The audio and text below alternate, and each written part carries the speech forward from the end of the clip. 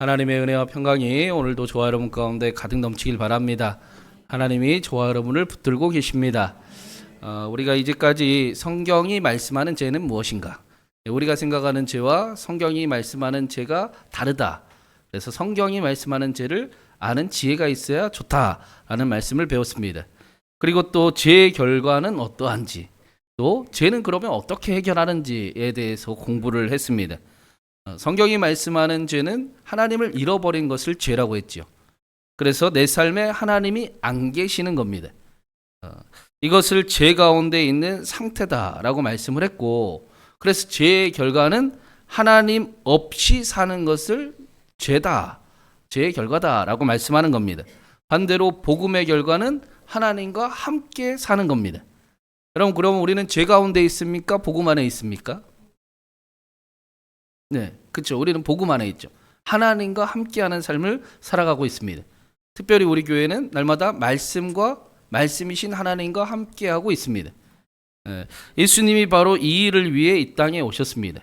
우리의 죄를 위해 대신 십자가에 달려 죽으시고 죄를 사해 주셨습니다. 우리는 죄 사함을 받았습니다. 죄에서 자유함을 받았습니다. 그렇죠. 죄가 우리를 어떻게 못하잖아요. 근데 우리는 죄에게 휘둘리지 않습니다. 죄님을 섬기지도 않습니다. 죄님을 탐하지도 않습니다. 하나님을 바라는 삶을 우리가 얻었습니다. 오늘 말씀에는 그 일을 이렇게 9절에서 말씀을 합니다. 우리 9절 한번 읽어보겠습니다. 참빛 곧 세상에 와서 각 사람에게 비추는 빛이 있었나니. 이 빛에 대해서 우리가 창세기에서 공부를 했습니다. 넷째 날에 하나님이 태양을 만드셨죠. 그러니까 우리가 생각하는 빛은 거기 있습니다. 우리가 생각하는 그 빛은 거기 있는데 사실은 하나님이 빛이시다. 첫째 날 빛이 있으라 하실 때 그 빛은 다른 빛입니다. 우리는 빛을 어떤 발광체를 통해서 볼 수밖에 없지만 사실은 하나님이 빛이신 분이십니다. 근데 그걸 알게 하려고 태양을 만드시고 우리에게 빛을 알게 하셨습니다. 모세에게 출애굽기에 나를 보면 네가 죽을 거야 라고 아셨던 하나님께서 우리의 사정을 아셔서 하나님을 볼 수 있게 태양을 우리에게 선물해 주신 겁니다. 저기 저곳에 가면 진리가 있겠구나. 하나님이 계시겠구나. 저기로 가야 되겠구나. 빛 가운데 걸어가야 되겠네. 라는 것을 우리에게 알게 하신 겁니다. 그래서 오늘 말씀의 참 빛은 그 하나님을 정확하게 알 수 있는 빛이 오셨다. 그분이 예수 그리스도다라고 말씀하는 겁니다. 우리는 하나님을 오해하고 있었잖아요. 그래서 하나님 앞에 숨기고 피하고 하나님 앞에 고백하면 안 될 것 같고 벌거벗으면 안 될 것 같이 여겼었는데 예수 그리스도를 믿음으로 이제는 벌거벗을 수 있게 됐습니다. 하나님 앞에 숨기지 않습니다. 우리는 연약함을 있는 그대로 하나님 앞에 가져가는 법을 이제 배웠습니다. 그걸 기도다라고 배웠습니다. 그 참 빛은 세상에 와서 각 사람에게 비추는 빛입니다. 누구에게나 허락된 빛입니다. 그러나 아무에게나 허락되지는 않았습니다. 우리에게 하나님을 알 수 있도록 수많은 하나님의 사람들을 보내시고 또 세상에 하나님께서 지으신 것들로 하나님을 알려주셨음에도 불구하고 하나님을 찾지 못하니 그 참빛이 이 땅에 오셨다. 그분이 예수 그리스도다라고 우리에게 설명해 주는 것입니다. 그런데 문제가 있습니다. 문제는 10절 11절에 우리 같이 한번 읽어보겠습니다. 그가 세상에 계셨으며 세상은 그로 말미암아 지은 바 되었으되 세상이 그를 알지 못하였고 자기 땅에 오매 자기 백성이 영접하지 아니하였으나 세상이 참빛이신 예수님을 알아보지도 못했고 예수님을 영접하지도 아니하더라 라고 말씀합니다. 그 이유는 우리가 베드로후서에서 주일에 배우기도 했지만 거짓 가르침이 너무나 많았고 거짓 선생들이 참빛을 가리고 있었기 때문입니다. 가짜 빛이 참빛 행세를 하고 있었고 우리를 속이고 있었기 때문입니다. 거짓 선지자들은 자신이 빛이라고 속였습니다. 그런데 따라가 봤더니 예수님이 안 계셨습니다. 여러분, 이거보다 더 큰일이 있습니까? 우리가 평생을 열심히 헌신하고 기도하고 신앙생활을 열심히 따라갔는데 그곳에 예수님이 안 계세요. 내 욕심만 남아있으면 그러면 얼마나 큰일이겠습니까? 여러분, 우리의 신앙의 끝에는 예수님이 계셔야 됩니다. 그렇죠? 우리는 그 길을 가고 있잖아요. 우리 신앙의 끝에 집, 성공, 돈, 그거 하려고 우리가 예수 그리스도를 믿는 게 아니잖아요. 그렇죠? 우리는 하나님을 사랑하고 하나님과 함께하기를 원해서 수고했다 내 사랑하는 자야, 착하고 충성된 종아, 내가 너를 안다 라고 하시는 그 기쁨을 우리가 알기에 우리는 열심히 오늘도 예배를 드리고 말씀과 함께하고 하나님과 함께하는 삶을 부단히 이 세상에서 살아가고 있습니다. 그런데 거짓 교사들은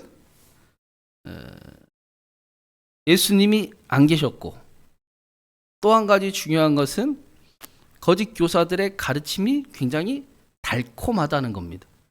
화려합니다. 우리의 그 감추어둔 욕망을 만족시키기에 굉장히 좋습니다. 그렇게만 믿으면 되겠군요 라고 싶어집니다. 말씀은 우리에게 심판과 구원을 함께 허락해 주잖아요. 그래서 좀 불편하긴 하죠. 말씀을 따라가는 일이 그렇게 쉽지는 않잖아요. 즐거운 분도 계시겠지만, 근데 말씀이 오면 심판과 구원이 함께 오기 마련입니다. 그래서 내가 죽고 나를 버려야 되는 일이 쉽지 않기 때문에 말씀은 항상 달콤하지만은 않습니다. 그런데 거짓 교사는 구원만을 약속합니다. 괜찮아, 그렇게 믿어도 돼, 평안하다, 평안하다 라고 이야기를 합니다. 그러나 그 끝에는 구원이 아니라 멸망이 있음을 우리가 보았습니다. 우리의 신앙의 끝에 예수님이 계시기를 간절히 바랍니다. 다른 그 무엇도 아니고 우리가 따라야 될 길은 말씀의 길이고 예수 그리스도의 길입니다. 내가 좀 죽어도 되잖아요, 그렇죠? 내가 점점 죽어야 하나님이 사시지요, 내 안에. 그래야 하나님이 가득하지요. 내 성질대로 안 된다, 내 뜻대로 안 된다, 내 마음대로 안 된다라고 신앙생활을 포기할 수는 없잖아요. 하나님을 포기할 수는 없습니다. 그게 좋은 일입니다, 사실은. 내가 틀렸네요, 말씀이 맞네요, 말씀 따라갈게요 라고 하는 은혜가 우리에게 날마다 더 가득해야 하는 겁니다. 그래야 우리가 예수님과 함께하는 삶을 살아가게 되는 겁니다. 그런데 이 거짓 교사들이 그게 불편한 것을 잘 알기에 마치 그 뱀이 아담과 하와를 꾀했듯이 보암직도 하고 먹음직도스러운 거짓 가르침으로 진짜 가르침을, 복음을 훼손했습니다. 가로막고 하나님이 아닌 다른 곳을 바라보게 합니다. 우리가 사는 이 시대에도 우상이 가득하고, 요즘에는 그래도 TV에 무당이 좀 덜 나오는 것 같아요. 작년까지만 해도, 재작년까지만 해도 우상이 가득하고, 교회에서 우상 얘기하면 정치 얘기하는 것 같이 들리고, 그런 시대가 있었는데 요즘에는 좀 덜하는 것 같습니다. 이단 사이비가 넘쳐나고, 그런데 초대교회 당시에도 이단이 많았습니다. 사이비가 있었습니다. 교회를 흔들고 나라를 흔들었습니다. 그런데 그래서 기독교 정통교리가 세워지기 시작을 했습니다. 다행이지요. 교회가 무엇을 믿어야 되는지, 우리의 믿음이 어떤 것인지를 정확히 구별하는 일들이 생겨났습니다. 말씀이 오히려 확실해지고 기독교가 든든해지고 교회가 부흥하게 됐습니다. 그렇다면 우리가 사는 이 시대는 부흥의 때입니다. 오히려 믿음을 더 확실하게 세울 수 있을 때입니다. 내 삶에 예수님이 계시는지, 종욕이 있는지, 내가 거짓 교사를 따라가고 있는지, 참된 복음을 따라가고 있는지를 확실하게 구분할 수 있을 때입니다. 우리 교회가, 저와 여러분이 예수님께서 나를 따르려 하거든 자기를 부인하고 자기의 십자가를 지고 나를 따를 것이니라 라고 말씀하신 것처럼 예수님을 따라가는 교회가 되기를 간절히 바랍니다. 참 빛을 따라가고 참 빛이 될 때만이 아니라 우리의 사랑하는 이들에게 우리도 그러한 빛의 전달자가 될 수 있기를 간절히 바랍니다. 오늘 말씀에도 분명히 참 빛을 바라보는 사람들이 있었다라고 말씀을 하고 있어요. 우리 12절 13절 한번 읽어보겠습니다. 영접하는 자, 곧 그 이름을 믿는 자들에게는 하나님의 자녀가 되는 권세를 주셨으니 이는 혈통으로나 육적으로나 사람의 뜻으로 나지 아니하고 오직 하나님께로부터 난 자들이니라. 사도 요한이 영접하는 사람들이 누구인지를 분명하게 말씀해 줍니다. 영접하는 자, 곧 그 이름을 믿는 자들이 하나님의 자녀가 되는 권세를 얻었습니다. 그러면 우리에게 질문이 생기지요. 우리는 예수님을 영접했는가? 여러분, 예수님을 영접하셨습니까? 영접하다라는 뜻이 이런 뜻이에요. 손님이나 귀한 사람을 맞이하여 예를 갖추어 맞이하다. 그래서 예수님을 영접했다라는 것은 예수님을 귀하게 모시고 내 안에 예를 갖추며 살아간다라는 것입니다. 여러분, 예수님을 귀하게 모시고 계십니까? 예수님에 대해서 예를 갖추고 계세요? 맞아요? 예수님이 소중하고 귀하고 또 우리의 사랑으로 우리 안에 계십니까? 여기 예수님이 여기 이 안에 계심을 소중히 여긴다.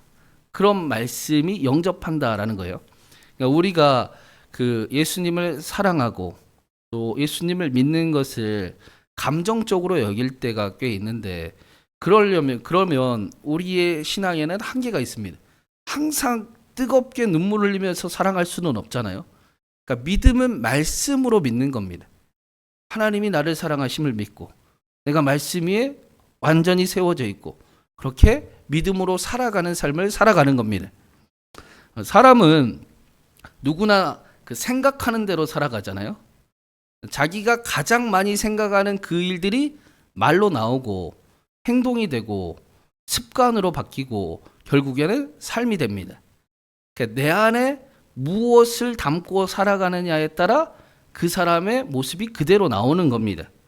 그래서 우리가 무엇을 영접하느냐 혹은 무엇을 묵상하며 살아가느냐는 굉장히 중요합니다. 우리가 만약 계속 하지 말아야 될 행동을 하고 있다면 우리는 그걸 묵상하고 있기 때문에 그렇게 살아가고 있는 겁니다. 예를 들면 이기고 싶은 죄가 있어요. 그래서 이겨야지 이걸 반드시 이겨야지 하면 이길 수 있습니까? 절대로 못 이기지요. 죄를 묵상하고 있기 때문이죠. 계속 죄를 내 안에 담고 생각하고 있기 때문입니다. 대신에 죄를 이겨야지가 아니라 예수님을 더 사랑해야지. 예수님을 내 안에 품어야지. 예수님 생각하면서 살아가야지 하면 이겨집니다. 이해가 되셔요?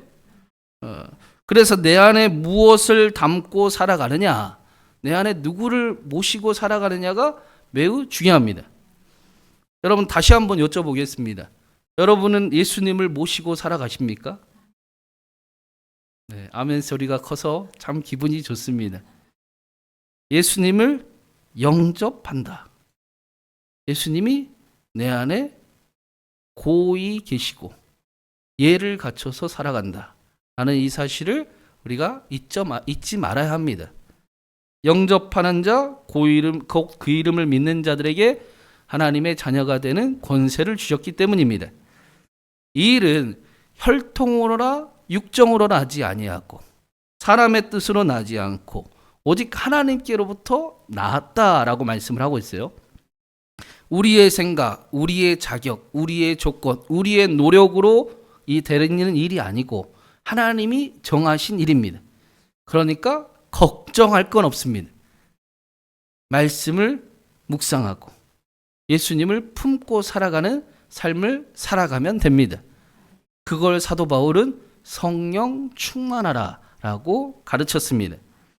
예수님을 마음에 영접하는 사람들에게 허락된 삶이 우리에게 14절에 이렇게 말씀을 하고 있어요. 우리 같이 마지막으로 한번 읽어보겠습니다.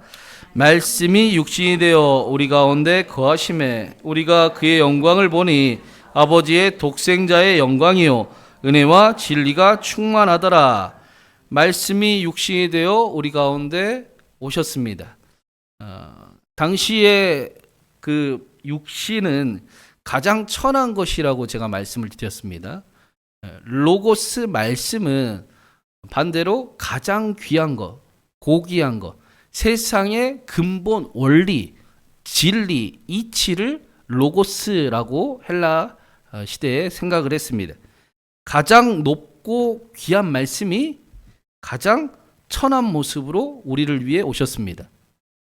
높으신 하나님께서 천해지심을 기뻐하시며 스스로 자신을 한없이 낮추셨습니다. 왜 그러셨습니까? 우리를 끌어올리시려고 그러셨습니다. 우리를 하나님의 자녀로 살아가게 하시기 위해서 그 일을 행하셨습니다. 지독히도 말을 안 듣고 들었다라고 하면서도 다른 길을 가는 저와 여러분을 끌어올리시려고, 하나님의 자녀로 살아가게 하시려고 천해지심을 기뻐하셨습니다. 더 중요한 말씀이 있습니다. 말씀이 육신이 되어 우리 가운데 거하십니다. 우리와 함께 하십니다. 우리 안에 이미 계십니다. 우리가 무시하고 잊어버리고 살아가서 필요 없어서 그렇지, 주님은 우리 안에 계십니다. 그리고 주님은 지금도 우리에게 내가 여기 있다, 내가 너와 함께한다 라고 말씀해 주고 계십니다. 볼지어다 내가 문 밖에 서서 두드리노니 누구든지 내 음성을 듣고 문을 열면 내가 그에게로 들어가 그와 더불어 먹고 그와 더불어 살리라. 이 거하시다가 장막, 성막이라고 말씀을 드렸어요. 그래서 하나님을 만나는 장소라는 뜻입니다. 그러니까 예수님을 믿으면 하나님을 만납니다. 예수님을 믿는 사람들을 통해 사랑하는 사람들이 하나님을 만납니다. 우리를 통해 사람들이 예수님을 만납니다. 우리가 그런 성전입니다. 여러분, 우리가 그 일을 하지 않으면 예수님을 알 수가 없습니다. 교회 다니는 사람도 원래 우리 교회는 좀 특별한 교회에서 성경을 많이 보지만 2%만 성경을 보고 예수님을 믿는다고 그랬어요. 98%는 사람 보고 예수님 믿는다고 그랬습니다. 우리를 보고 예수님이 전해지는 겁니다. 제가 생각을 좀 해보니까 요즘에는 전도가 아예 사라져버린 것 같습니다. 그래서 그대로 놔두면 안 되겠다라는 생각이 좀 들었어요. 그래서 제가 기도를 하고 있는데 날마다 아멘으로 우리가 살아가는 신앙을 꿈꾸고 있지 않습니까? 그래서 한 주에 하루는 살아보는 아멘을 좀 해봐야 될 것 같아요. 재밌겠지 않겠어요? 한 주 딱 정해서, 하루 정해서 한 주에 날마다 아멘 하다가 살아보는 아멘을 한번 하는 주를 제가 사순절부터 좀 해볼까 하고 기도를 하고 있습니다. 재미있겠죠? 같이 기도해 주시기 바랍니다. 우리 교회가 살아보는 아멘으로 할 수 있도록. 그래서 예수님을 영접하면 이런 거예요. 똑바로 살아야 된다가 아니라 이제는 똑바로 살고 싶습니다. 그게 다르잖아요. 똑바로 살아야 된다라고 생각하지 않습니다. 똑바로 살고 싶습니다. 하나님, 내가 새하늘과 새 땅을 알고 있는데 그 땅, 그 나라가 이루어지기를 간절히 원해서 내가 오늘도 힘을 내보겠습니다. 내가 오늘도 베드로의 말씀처럼 거룩한 행실과 경건함으로 살아보겠습니다. 내가 새하늘과 새 땅을 이루고 싶어서 오늘도 하나님과 더 함께하는 삶을 살아가 보겠습니다. 하나님, 나와 함께하여 주시옵소서. 내가 말씀대로 고귀하고 존귀한 삶을 살고 싶습니다. 나에게 힘과 능력이 되어 주시옵소서. 그렇게 기도하며 살아가는 삶을 살아가는 겁니다. 자신 안에 더 이상 죄를 품지 않고 하나님을 품고, 그게 방법이지요. 죄를 묵상하지 않고 하나님을 묵상하며 살아가는 삶을 살아갑니다. 그래서 복 있는 자는 여호와의 말씀을 즐거워하고 여호와의 말씀을 주야로 묵상하는도다. 그가 복이 있는 자다라고 가르칩니다. 초대교회 성도들은 예수님을 믿을 때 하나님을 만났습니다. 죽은 자도 살리시고 없는 것도 있게 하시는 하나님을 보았습니다. 자신을 끝까지 사랑하시고 포기하지 않으시는, 경건하지 않는 자를 의롭다 하시는 하나님을 만났습니다. 하나님을 만나니 은혜와 진리가 충만하더라. 기쁨이 가득하더라. 소망이 가득하더라. 그래서 뭐라고 이야기했습니까? 주 예수여 어서 오시옵소서. 오늘 오시면 좋겠습니다. 내가 오늘 예수님과 함께 살아갑니다. 라는 고백을 드렸습니다. 사랑하는 여러분, 우리 교회에 은혜와 진리가 충만함을 믿습니다. 말씀을 묵상하는 교회, 말씀이 믿음이 되는 교회, 말씀이 기도가 되어 말씀대로 이루어짐을 경험하는 교회. 그래서 나만 복을 받는 것이 아니라 나를 통해 우리의 자녀들도 복을 받고 우리의 성도들도 복을 받고 우리 교회에 오는 사람들마다 복을 받고 우리의 사랑하는 삶의 자리에 만나는 이마다 복을 받는, 복을 전하는 저와 여러분이 되기를 간절히 바랍니다. 여러분, 우리는 이제 똑바로 살아야 된다라고 말하지 않습니다. 하나님, 똑바로 살고 싶습니다. 새하늘과 새 땅을 이루기를 원합니다. 하나님, 우리와 함께하여 주시옵소서. 그렇게 구원을 누리고 구원을 나누며 하나님의 은혜와 진리가 더욱 충만한 삶을 살아가는 저와 여러분이 되기를, 또 우리 신광교회가 되기를 주님의 이름으로 축원합니다.